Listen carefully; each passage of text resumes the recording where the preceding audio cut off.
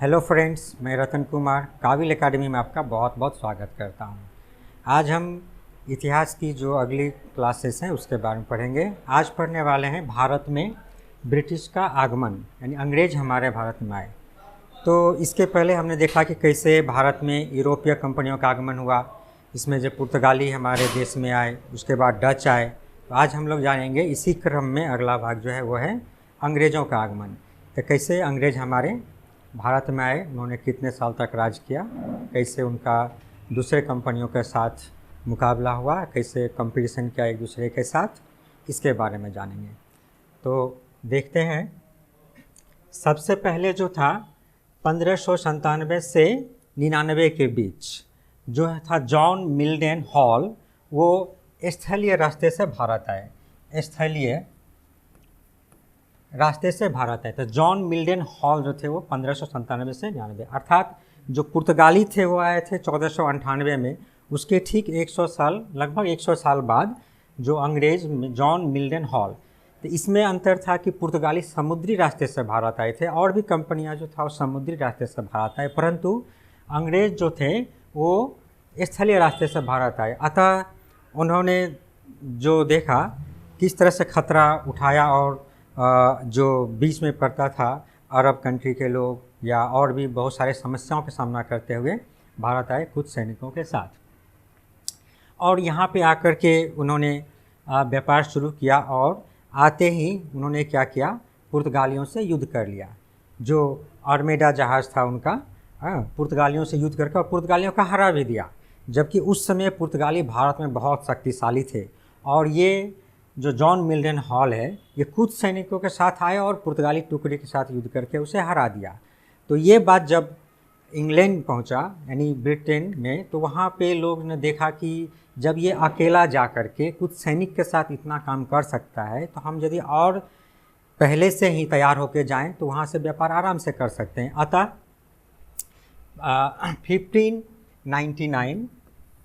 1599 में 217 लोग, यानी 217 जो व्यापार के लोग थे, वो व्यापारीगण 217 व्यापारी लोग एक नई कंपनी का गठन किया। अतः वो कहाँ गए, 217 लोग एलिजाबेथ जो महारानी थी उनके पास गए और कहा कि हम पूर्वी देशों के साथ व्यापार करना चाहते हैं, हमें परमिशन चाहिए।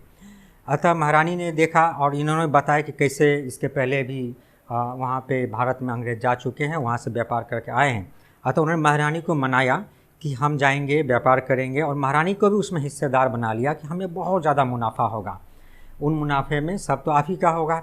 अतः महारानी ने क्या किया, महारानी एलिजाबेथ प्रथम ने 31 दिसंबर 1600 को एक फरमान जारी किया जिसे हम लोग चार्टर अधिनियम कहते हैं। इस फरमान के तहत जो कंपनी गठन किया गया उसको 15 वर्ष के लिए व्यापार की अनुमति मिल गई। यानी वो जो कंपनी था वो पूर्वी देश में जाकर के भारत के साथ या अन्य देशों के साथ 15 वर्ष के लिए व्यापार कर सकते हैं। और इसको चलाने के लिए, कंपनी चलाने के लिए क्या चाहिए, निदेशक मंडल भी चाहिए, अर्थात बोर्ड ऑफ डायरेक्टर। अतः उसमें क्या किया, 26 सदस्य, ये भी इम्पोर्टेंट है, कितने सदस्य हैं पूछा जाता है अक्सर। 26 सदस्य को लेकर एक बोर्ड ऑफ डायरेक्टर का गठन किया, यानी निदेशक मंडल का। और 1601 में कंपनी पहुंची। तो पहले जब हम देखते हैं कि 1597 में जॉन मिल्डन हॉल आया था और आके ही पुर्तगालियों से झगड़ा कर लिया, तो पुर्तगाली जो थे इस बार तैयार थे कि इस बार अंग्रेज आएंगे तो उसके साथ युद्ध करेंगे। तो इसलिए जो इस बार जो कंपनी आई, उन्होंने देखा कि अब सीधे जा कर के हम पहले युद्ध कर लें तो व्यापार में ज़्यादा मुनाफा नहीं होगा या व्यापार के लिए ठीक नहीं होगा। अतः वो सीधे भारत ना आकर के पहले चले गए इंडोनेशिया, जिसे हम लोग मसाला द्वीप भी कहते हैं। इंडोनेशिया चले गए और इंडोनेशिया से उन्होंने पहले कुछ साल वर्षों तक व्यापार करना जारी रखा। और इसके बाद उस समय भारत में क्या था, भारत में मुग़ल वंश जो थे वो अकबर यहाँ का जो है शासक था, यानी मुग़ल वंश का शासक था यहाँ पे अकबर। और ब्रिटेन में जो थी वो महारानी थी एलिजाबेथ प्रथम। एलिजाबेथ प्रथम वो ब्रिटेन में थी। तो कंपनी इंडोनेशिया मसाला द्वीप पहुँचा और इसके बाद वो आसपास के जो भारत के आसपास के जो देश थे उसी से व्यापार जारी रखा। तो एलिजाबेथ प्रथम की जो मृत्यु है 1603 में हो गई। 1603 में उसकी मृत्यु के बाद जेम्स प्रथम जो था वो ब्रिटेन का शासक बना, और शासक बनते ही उन्होंने क्या किया, जो कैप्टन हॉकिंस को भारत भेजा। कैप्टन हॉकिंस क्या हुए, 1603 में चले और 1608 में वो क्या हुआ, मुग़ल दरबार में पहुँचे। मुग़ल दरबार में वो पहुँचे जहाँ पे यहाँ का शासक था जहांगीर, और जो अकबर था, अकबर की मृत्यु हो गई थी 1605 में।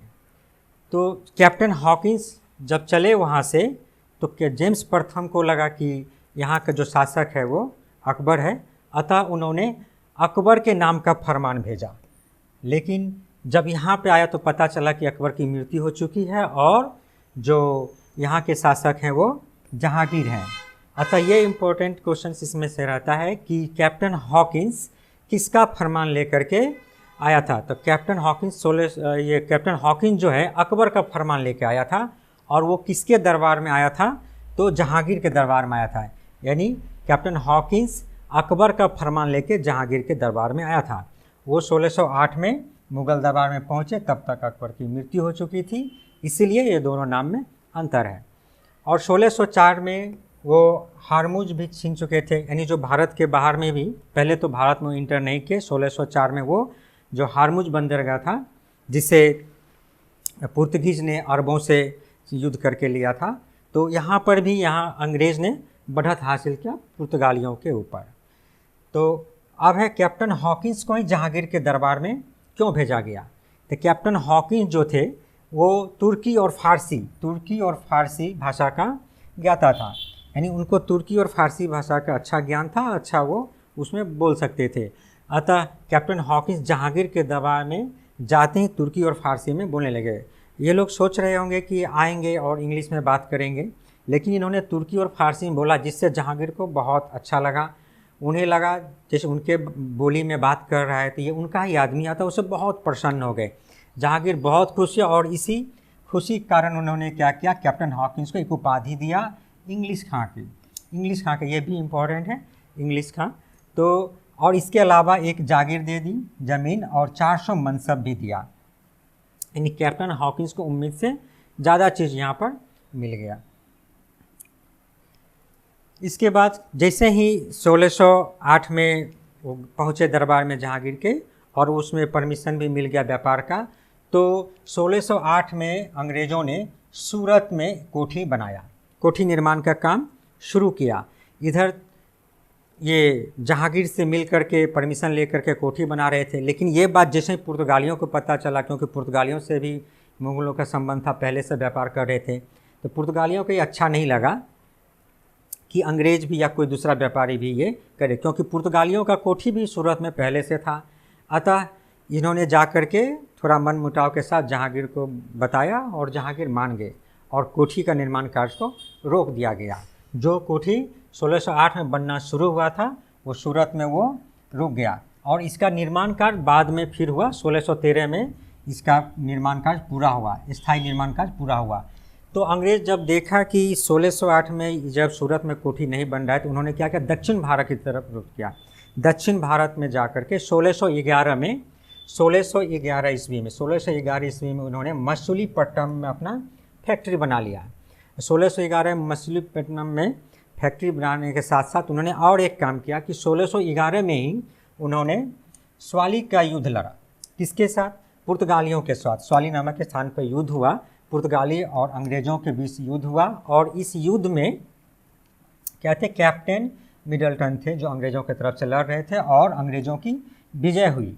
अंग्रेज़ जब यहाँ जीत गए और 1611 में, तो अंग्रेज़ जब पुर्तगालियों पर विजय प्राप्त करने के बाद वो जो सूरत में फैक्ट्री जो बंद था जिसका निर्माण कार्य, वो फिर से शुरू कर दिया, और 1613 में ये काम पूरा हो गया। इसके बाद जो है 1615 में सर टॉमस रो को भेजा गया भारत में। 1615 में अभी भी जो यहाँ का शासक था वो जहांगीर ही था। जब सर टॉमस रो गए जहांगीर के दरबार में, तो जहांगीर पहले से ही प्रसन्न थे, इस बार भी खुश हुए उनसे, और उनको अजमेर, मांडे और इलाहाबाद का राजदूत बना दिया। यानी उसका जो वहाँ से वो आप टैक्स कलेक्ट कर सकते हैं, ज़मींदारों से और कुछ हिस्सा रख करके वो यहाँ पे जहांगीर के दरबार में पेश करते थे। अतः सर थॉमस रो को 3 जगहों का भार सौंप दिया गया, लेकिन 1619 में वापस ब्रिटेन उनको बुला लिया गया। सर थॉमस रो को वापस ब्रिटेन बुला लिया गया। इसके बाद जो 1623 में तक जो अंग्रेज की फैक्ट्री थी वो बहुत जगहों पे हो चुका था। सूरत में, भरौच में, अहमदाबाद, मछलीपट्टनम, आगरा, अजमेर, कई जगहों पर उन्होंने अपना फैक्ट्री बनाया। लेकिन इन सब जगहों पे काम करने के लिए एक मुख्यालय जो बनाया वो था सूरत में ही।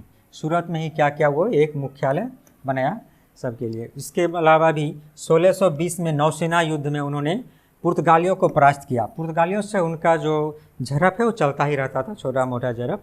और इसके बाद 1632 में जो गोलकुंडा में मुक्त व्यापार, यानी गोलकुंडा जो के शासक थे, इन्होंने इसको मुक्त व्यापार की अनुमति दे दी, यानी कोई टैक्स नहीं लगता था। इसको कहा जाता है सुनहरा फरमान, जो गोलकुंडा के शासक ने दिया अंग्रेज़ों के लिए। क्या था ये? सुनहरा फरमान था। ये भी शॉर्ट क्वेश्चन में पूछा जाता है। तो गोलकुंडा में मुक्त व्यापार का जो फरमान मिला उसे हम लोग सुनहरा फरमान कहते हैं। 1639 में मद्रास लीज पर ले लिया।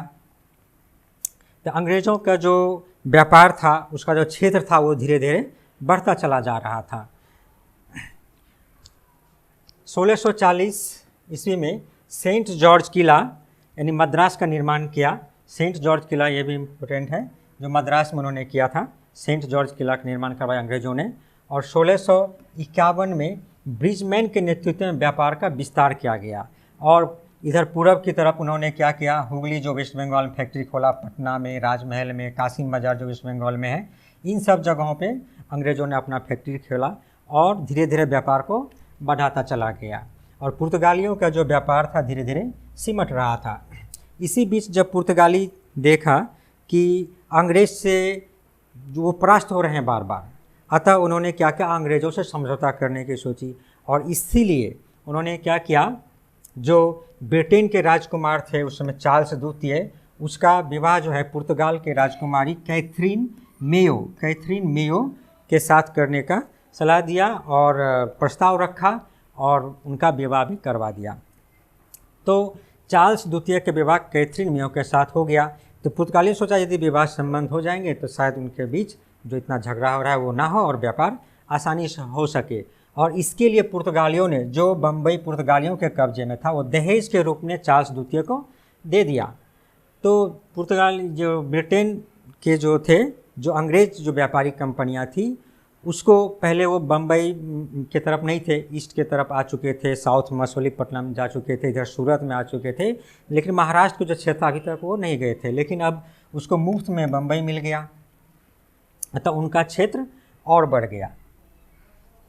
तो अब चार्ल्स जो द्वितीय थे, जो राजकुमार थे, उन्होंने क्या किया?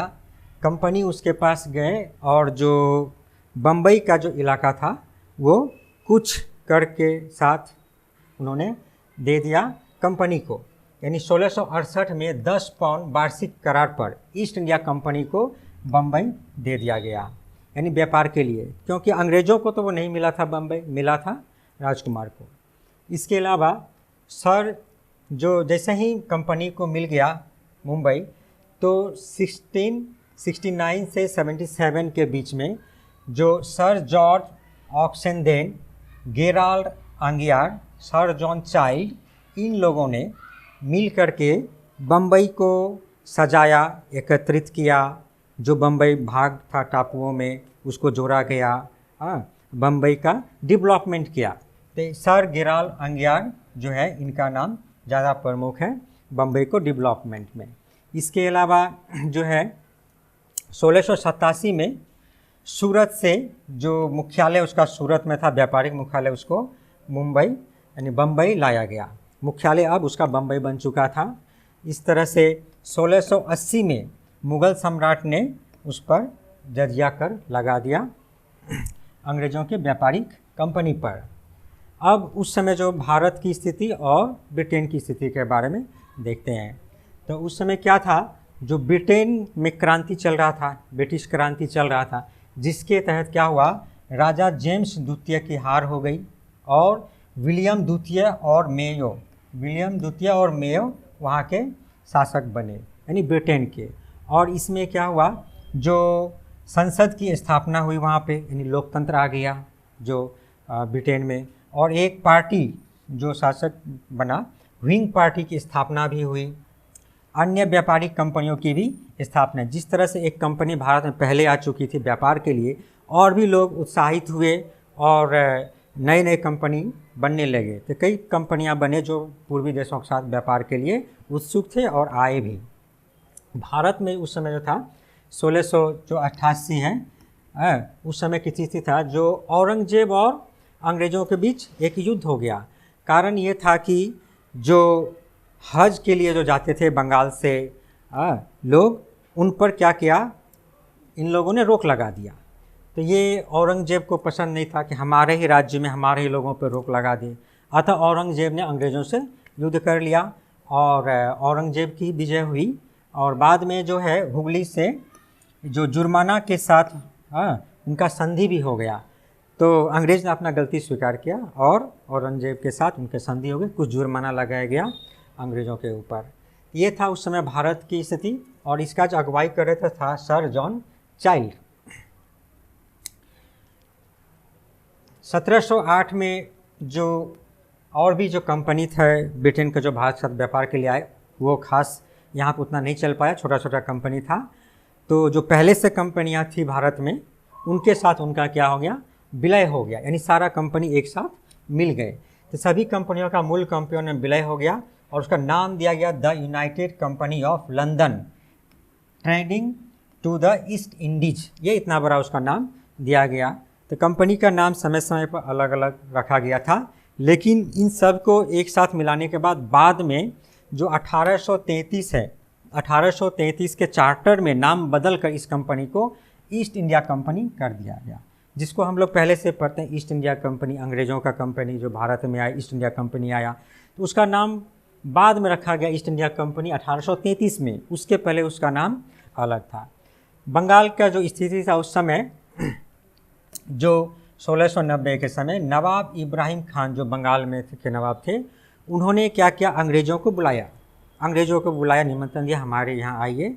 और कुछ क्षेत्र दे दिया गया, जैसे सूतानाती उनको अंग्रेज़ों को दे दिया गया, आप वहाँ पे व्यापार कीजिए, वहाँ से कर वसूलिए, इस तरह का काम उनको दे दिया गया। तो अंग्रेज़ों के लिए तो लाभ ही था कि बिन मांगे सब कुछ मिल रहा है।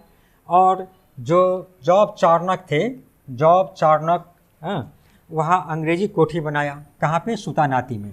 उन्होंने देखा जब जगह मिल ही गया, उसको मिल गया, तो वहाँ पे वो अपना कोठी बना लिया। और इस तरह से वो टैक्स भी कलेक्ट करने लग गए ज़मींदारों से। नवाब उनको आदेश पहले दे चुके थे। इसके बाद 1696 में इसका विरोध भी हुआ, क्योंकि बाहर से कोई भी एक जो अंग्रेज़ी कंपनियां हैं, नए लोग आ करके टैक्स वसूल रहे हैं, ज़मींदारों को अच्छा नहीं लगा। उसी ज़मींदारों में एक थे शोभा सिंह, जो बर्धमान जिला, पश्चिम बंगाल के बर्धमान जिला के निवासी थे। शोभा सिंह ने इसका विद्रोह कर दिया। शोभा सिंह इसके खिलाफ थे, लेकिन जो स्थानीय लोग थे वहाँ के, उनका मदद उन्हें प्राप्त नहीं हुआ, जिसके वजह से शोभा सिंह ये हार गए, उनका विद्रोह का कोई परिणाम नहीं निकला। और इसी क्षेत्र में आगे बढ़ते हुए 1698 में 1200 रुपये में कंपनी ने ज़मींदारी भी खरीद ली। तो इस तरह से सूबेदार अजीमुशान जो था, उन्होंने अंग्रेज़ों को क्या दे दिया, कालिकाता, अभी का जो कलकत्ता है, पहले उसका नाम था कालिकाता, सूतानाती और गोविंदपुर दे दिया। 1200 रुपये में उन्होंने कंपनी को पूरा ही दे दिया। इस तरह से जो जॉब चार्नक ने बाद में इसका जो है नाम बदलकर कलकत्ता कर दिया, यानी कलकत्ता शहर का निर्माण जॉब चार्नक द्वारा किया गया, जो 3 गांव को मिलाकर था, कालिकाता, सूतानाती और गोविंदपुर। तो इसका निर्माण जॉब चार्नक द्वारा किया गया। अब है 1697 में जो सूतानाती, जो पहले उसको मिल चुका था अंग्रेज़ों को, उसे किलेबंद कोठी का जो नाम था उसको कर दिया फोर्ट विलियम रखा गया, यानी जो किला वहाँ पे बनाया था सूतानाती में, उसका नाम रखा गया फोर्ट विलियम। इसके जो प्रथम सचिव थे, यानी इस कोठी के, वो थे सर सर चार्ल्स आयर। 1715 की जो घटना है इसमें यह भी महत्वपूर्ण है, जॉन सरमान वो मुग़ल दरबार में पहुँचे। इस तरह से 1715 में जॉन सरमान मुग़ल दरबार पहुँचे अपने दल बल के साथ एक और उस समय मुग़ल दरबार में जो मुग़ल शासक था वो था फर्रुखसियार। मुग़ल शासक फर्रुखसियार थे, उसके दरबार में आए और उस समय फर्रुखसियार बहुत बीमार थे और जो जॉन सरमान थे उनके साथ एक डॉक्टर भी आए थे, डॉक्टर विलियम हैमिल्टन उसका नाम था। और आकर के उन्होंने क्या किया, जो फर्रुखसियार है उनका इलाज किया और उन्हें ठीक कर दिया। इससे फर्रुखसियार बहुत खुश हो गए। अंग्रेज़ जो थे वो दरबार में पहुँचे थे, जो बंगाल के कुछ गांव 28-30 कुछ गांव है हमें दे दीजिए व्यापार के लिए। लेकिन फर्रुखसियार इतना खुश हो गए, उन्होंने क्या किया, कहा कि आप पूरा बंगाल ही ले लो। हाँ, और ये 3000 वार्षिक कर पर बंगाल दे दिया उनको, कर मुक्त, यानी 3000 वार्षिक कर दीजिए और पूरा बंगाल आपका, यानी बंगाल और बिहार उड़ीसा इस सब का क्षेत्र आपका, यानी कोई टैक्स नहीं लगे, जैसा मन आप वैसा व्यापार कीजिए। और इसके साथ उन्होंने और भी कहा कि 10,000 वार्षिक कर दीजिए और सूरत भी ले लीजिए। हाँ, सूरत से भी सभी का व्यापार होता था। हाँ, एक प्रमुख बंदरगाह था और सूती वस्त्र का अच्छा उद्योग चल रहा था। इस तरह से 3000 और 10,000 में उन्होंने बंगाल का क्षेत्र और सूरत का पूरा क्षेत्र अंग्रेज़ों को दे दिया। यानी जो अंग्रेज़ों का या जो मुग़ल का जहाँ तक एम्पायर था अब प्राय पूरा ही अंग्रेज़ों के हवाले हो गया। यानी अंग्रेज़ यहाँ पे आराम से कहीं भी व्यापार कर सकते थे, कोई डर भय नहीं था, टैक्स मुक्त हो गया था।